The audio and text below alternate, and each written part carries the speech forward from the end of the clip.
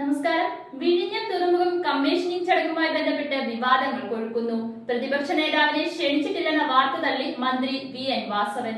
പ്രതിപക്ഷ നേതാവിനെ ക്ഷണിച്ചിട്ടുണ്ടെന്നും തന്റെ ലെറ്റർ പാഡിലാണ് ക്ഷണക്കത്ത് നൽകിയതെന്നും VN വാസവൻ പറഞ്ഞു. ആരൊക്കെ പരിപാടിയിൽ പങ്കെടുക്കണമെന്ന് തീരുമാനിക്കുന്നത് പ്രധാനമന്ത്രിയുടെ ഓഫീസാണ്. ഇക്കാര്യത്തിൽ ഇന്ന് തീരുമാനം അറിയാമെന്നാണ് പ്രതീക്ഷയെന്നും മന്ത്രി പറഞ്ഞു.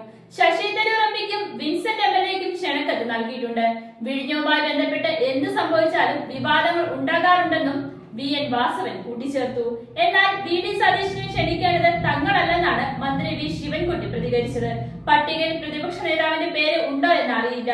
വിഴിഞ്ഞം ഇടതു മുന്നണിയുടെ കുഞ്ഞു തന്നെയാണ്. അതുകൊണ്ടാണ് മുഖ്യമന്ത്രിയും കുടുംബവും ബാക്കി എല്ലാവരും ചേർന്ന് വിഴിഞ്ഞത്ത് പോയതും സാഹചര്യം വിലയിരുത്തിയതുമെന്നും മന്ത്രി പറഞ്ഞു.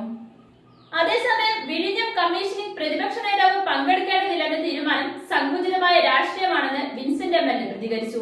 എഗ്രിമെന്റ് ഒപ്പിടും മുൻപ് ഉമ്മൻചാണ്ടി സർക്കാർ സർവകക്ഷി യോഗം വിളിച്ചിരുന്നു.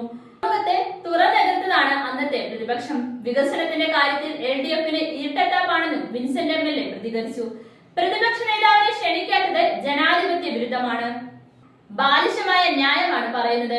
ഇടതുമുന്നണിയുടെ വാർഷിക പരിപാടി എന്നാണ് മന്ത്രി പറയുന്നത്.